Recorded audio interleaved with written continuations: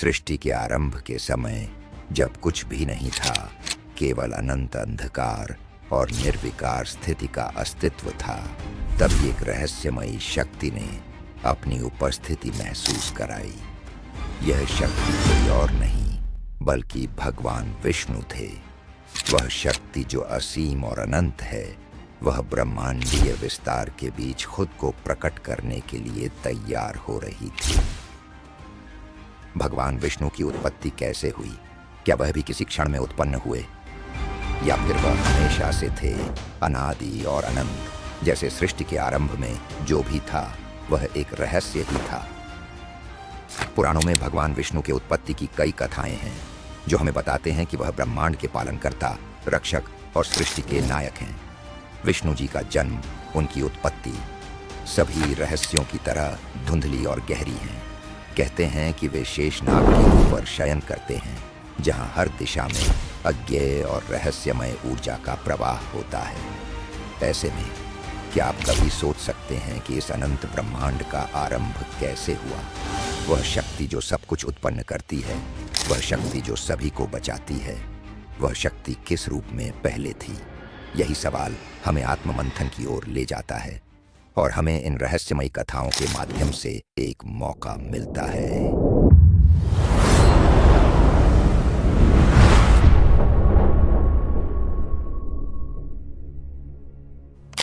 सृष्टि के आरंभ में जब कुछ भी नहीं था, तब एक अद्भुत चमकीला अंडा प्रकट हुआ।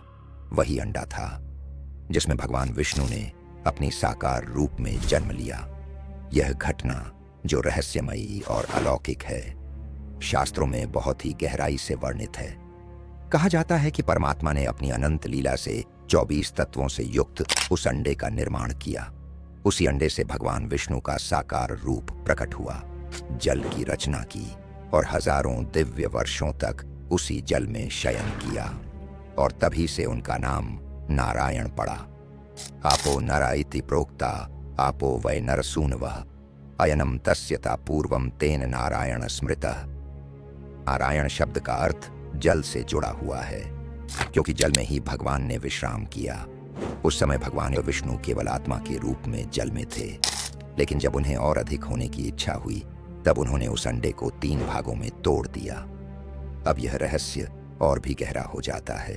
भगवान ने आंतरिक आकाश से इंद्रिय, पम और शरीर की शक्तियां उत्पन्न की। फिर 3 प्राणों सूत्र, महान और असु का जन्म हुआ।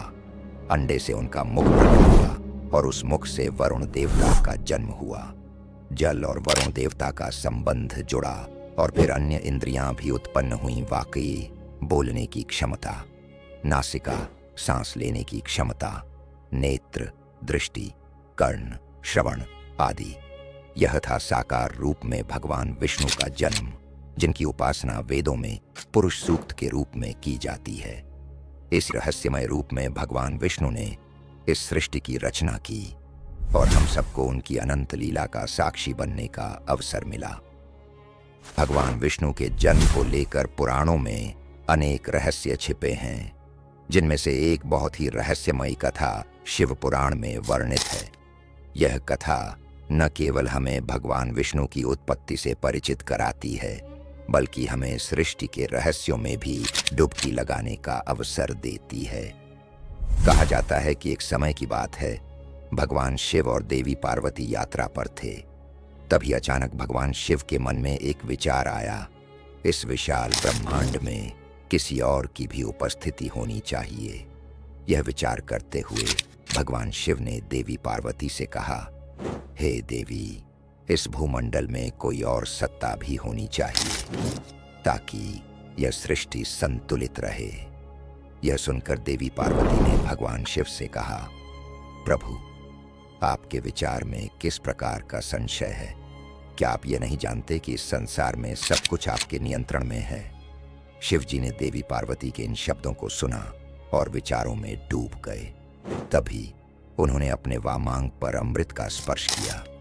अमृत के इस स्पर्श से एक अद्वितीय पुरुष की उत्पत्ति हुई, जिनकी उपस्थिति ने पूरी सृष्टि को पल भर में प्रकाशमय कर दिया। वह पुरुष कोई और नहीं, भगवान विष्णु थे। भगवान विष्णु के प्रकट होने से चारों ओर एक दिव्य आलोक फैल गया और शिव जी ने उन्हें देखा तो बोले, हे वत्स, तुम्हारे प्रकट होने से यह संसार प्रकाशमय हो गया। तुम्हारा नाम विष्णु रखा जाएगा। भगवान विष्णु ने शिव जी की बातों को सुना और बोले, हे प्रभु, मेरा आज्ञा पालन क्या होगा? तब भगवान शिव ने उन्हें तप करने की आज्ञा दी।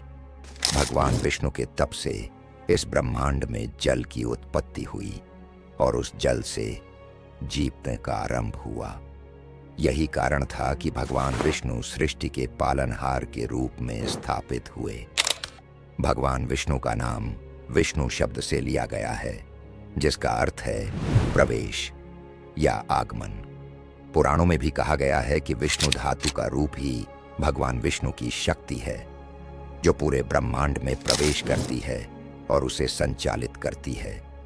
विष्णु पुराण में यह भी बताया गया है कि विष धातु का अर्थ प्रवेश है और यही कारण है कि भगवान विष्णु को विष्णु कहा गया। यह कथा केवल भगवान विष्णु के जन्म की नहीं, बल्कि उन अनंत शक्तियों की भी है जो ब्रह्मांड के संचालन में भागीदार हैं। हर तत्व और हर जीवन का अस्तित्व उन्हीं की कृपा से है। विष्णु की उत्पत्ति की एक और रहस्यमयी कथा शिव महापुराण से।